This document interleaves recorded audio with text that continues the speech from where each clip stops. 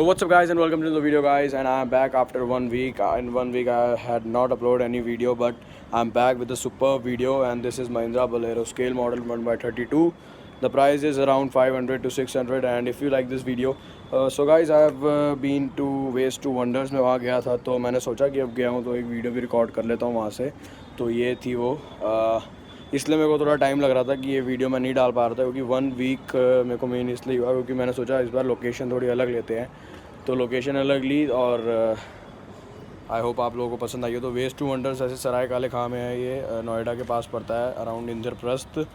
और इसकी टिकट्स अगर आप लोगों को जाना है तो 50 रुपीज़ है. मगर मैं आपको एक एडवाइस दूंगा कि सैटरडे संडे ना जाएं, बहुत ज़्यादा भीड़ होती है. मेरे को बहुत प्रॉब्लम हुई थी यहाँ पे शूटिंग करने में, इसलिए काफ़ी शॉट्स आप लोगों को दिखेंगे जिसमें लोग भी होंगे. तो ये था इसमें. अगर आप लोगों को ये वीडियो पसंद आई हो तो प्लीज़ इस वीडियो को लाइक कीजिए, चैनल को सब्सक्राइब कीजिए और बताइए आप लोगों को. Okay bye. तो कंटिन्यू वॉचिंग.